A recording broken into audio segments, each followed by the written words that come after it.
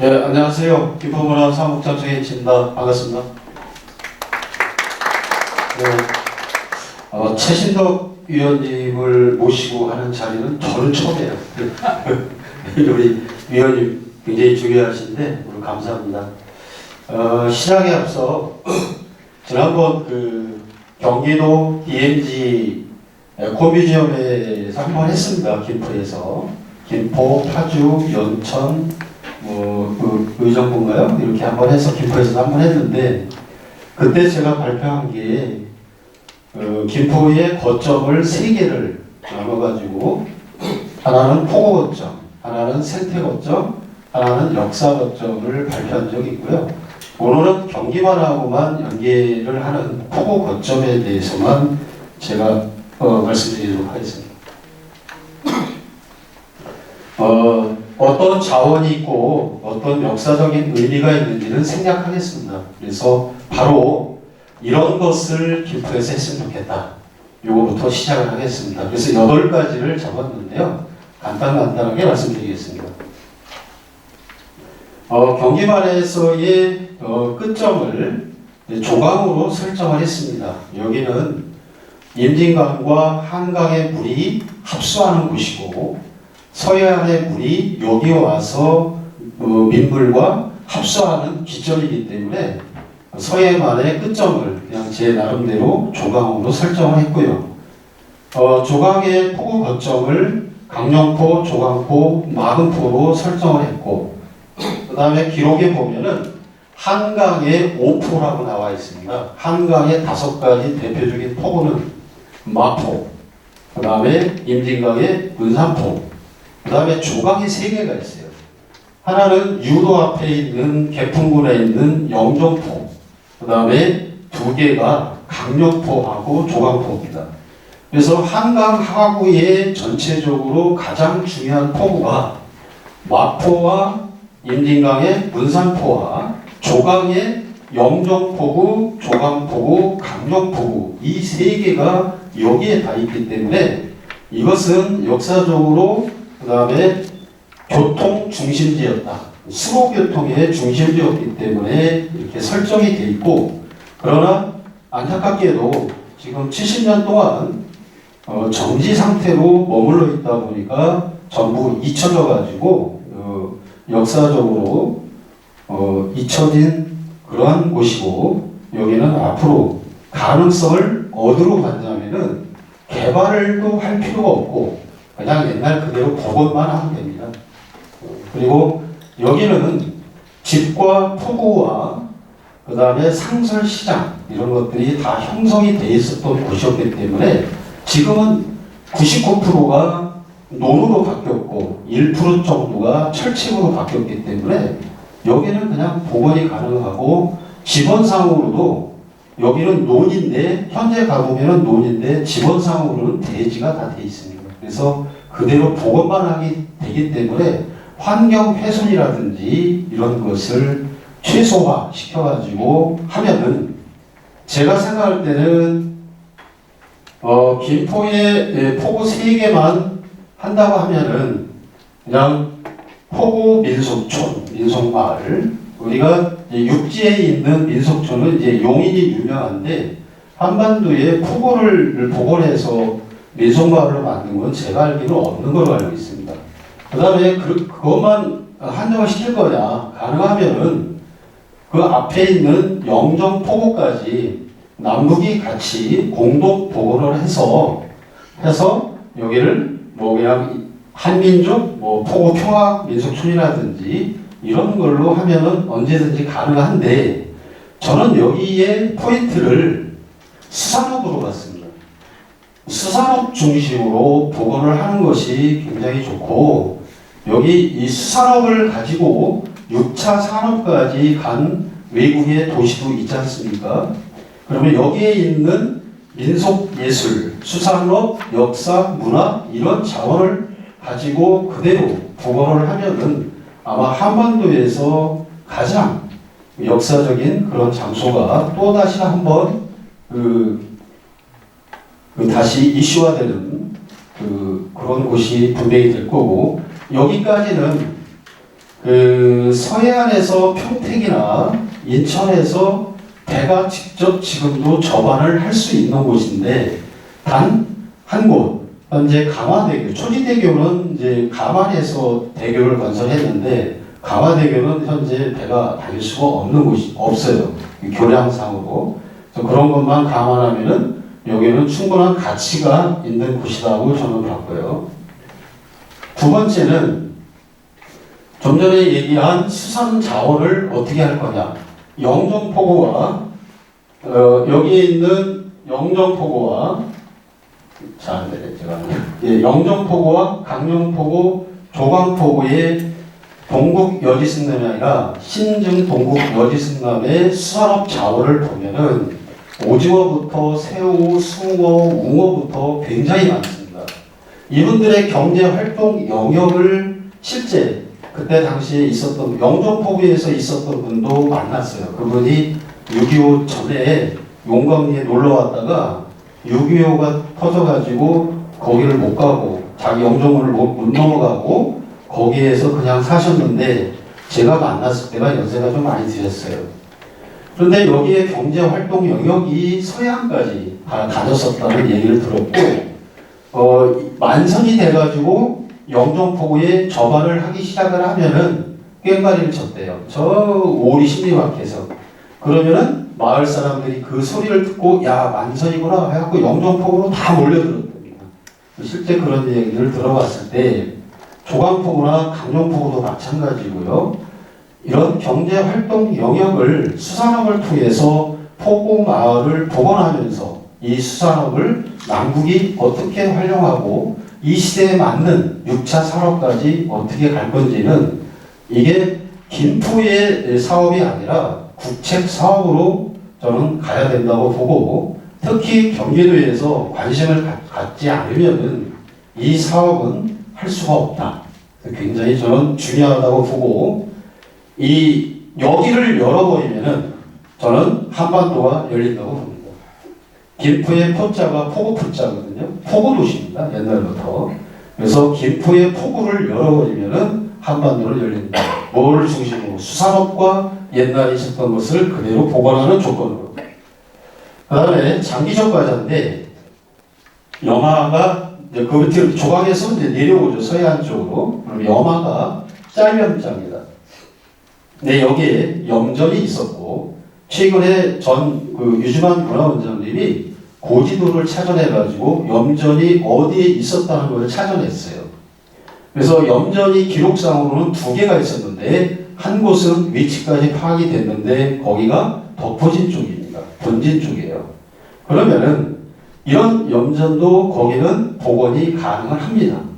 가능하기 때문에 덕포나 이런 중심으로 해서 이런 것도 그대로 복원을 해서 그 서해안부터 들어오는 이 경기만의 조강까지 그 주변을 옛날 것을 복원을 한다고 하면은 굉장한 자원이 될 수가 있다. 저는 이제 그렇게 생각을 했습니다. 그 다음에 또 한 가지는 이제 김포를 중심으로 본다고 하면은 김포는 여기와 같이 염화와 조강과 한강이죠. 경유나까지 이제 섬이 됐습니다. 그 섬이 된 도시인데 이 강을 주변으로 하는 여기가 있는 사진에 있는 것 같은 이런 누정이 많았어요. 근데 현재 김포에 철책이 전부 설치가 되고 하다 보니까 이러한 누정들이 전부 없어졌고 예를 들어서 에코센터에 있는 감바위 앞에는 괴복정이 있었고 괴복정에서 시를 쓴 사람들이 있었고 여기에 나와 있는 건 망화로입니다. 북변동 엔젤병원 앞에 있었던 망화로 사진이고 여기가 김포 구청자리입니다. 여기가 현재 엔젤병원이죠. 근데 이런 것들 지금이 재개발을 할 때 이런 위치를 금방 찾아낼 수가 있기 때문에 무조건 건물만 짓는 게 아니라 이런 것들을 같이 공존하게 해서 병행을 시키면은 북변동이 재개발이 됐을 때 상권이 어떻게 될 거나 저는 걱정할 거 없다고 봐요. 먹으러만 오는 게 아니지 않습니까?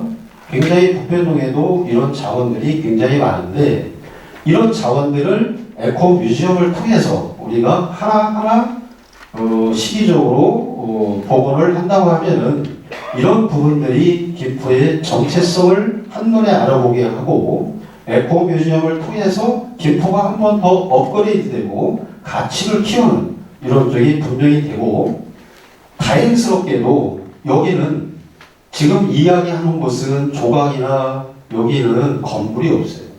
그래서 돈이 안 든, 철거 비용이 안 든다는 얘기예요. 그 다음에는 다섯 번째는 에코뮤지엄의 범위를 어디까지 둘 거냐. 저는 인문학 스토리를 좀 연결했으면 좋겠다.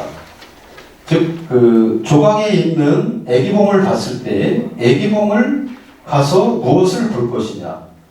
망원경으로 강 건너 선전마을에 있는 북한 사람들이 있나 없나만 볼 거냐. 그건 옛날 얘기고요. 이제는 개풍군에 있는, 김포와 이웃하고 있는 개풍군에 있는 그 수많은 문화 관광 자원을 김포에서 더 연구를 해가지고 김포에서 더 교육을 시키고 이걸 인문학 스토리로 연결을 시켜서 김포를 더 확장하는, 에코뮤지엄을 더 확장하는 쪽으로 가면서 인문학 유통까지, 남북을 인문학으로 유통하는 이런 것까지 간다고 하면은 큰 영향 없이도 가능하지 않냐, 저는 그렇게 봤습니다. 그 다음에 이제 여섯 번째는 평화누리길. 평화누리길을 이 자원을 어떻게 할 것이냐, 이 부분인데요. 경기도 평화누리길 관문이 대명나루에 있는 부터 시작이 됩니다. 그러면은 함상공원 앞에 대명나루가 시작되는 오른쪽 끝집, 횟집 끝집이, 거기가 함상공원이 원래 대명나루 터였었고 거기가 점막이 있었던 자리고 그 터가 그대로 있습니다.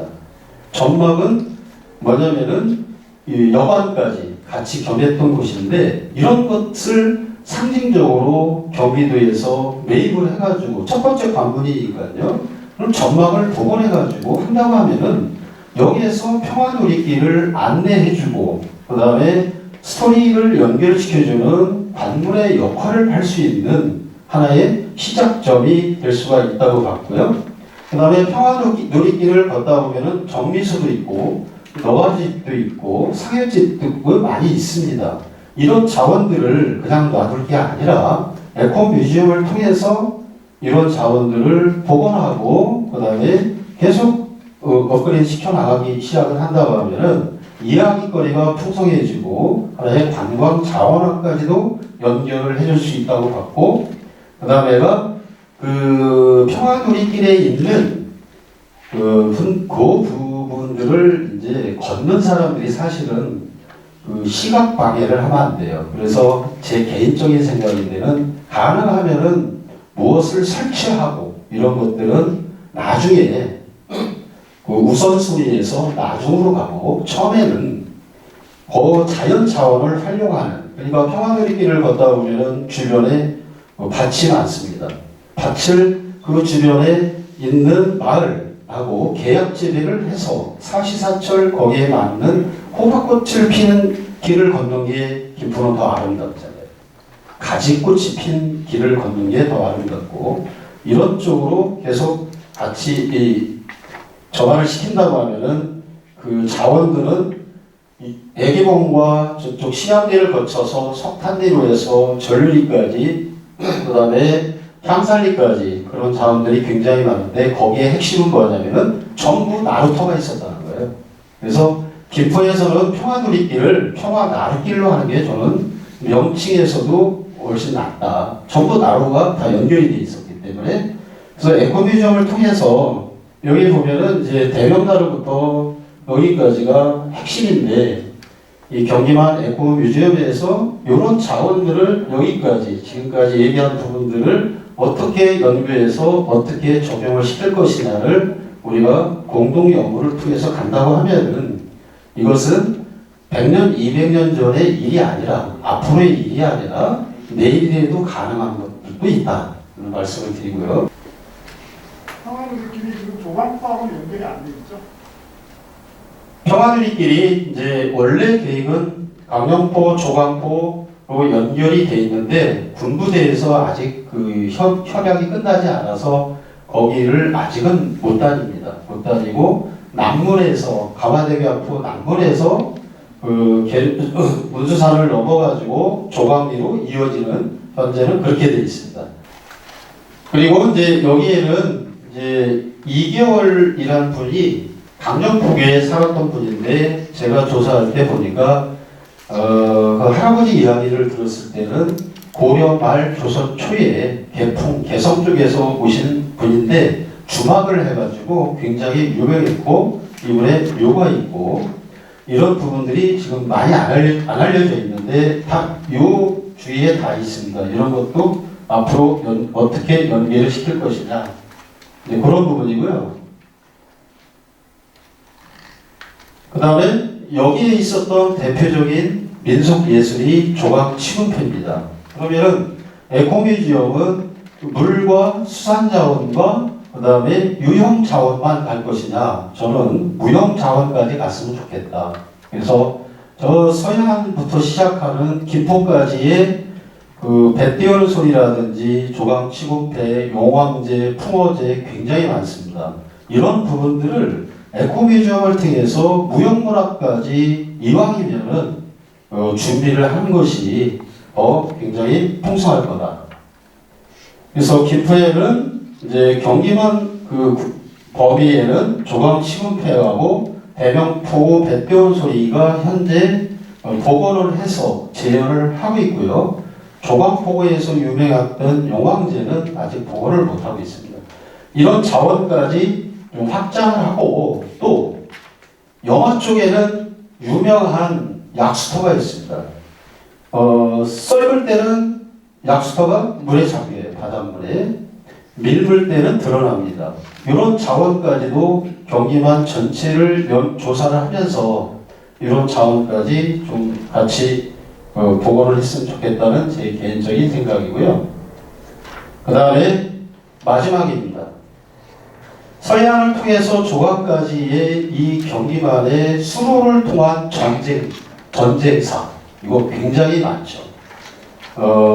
많이 알고 있다시피 신비양요나 병인양요뿐만이 아니라 정묘호란, 병자호란이 핵심이 강화도로 인조가 피난을 가고 그런 상황이었었기 때문에 후금이 핵심적으로 점령한 곳이 문수산, 수안산, 교화 일대 이쪽입니다. 전부 다. 이런 전쟁사를 에코뮤지엄을 통해서 평화적으로 어떻게 갈 거냐.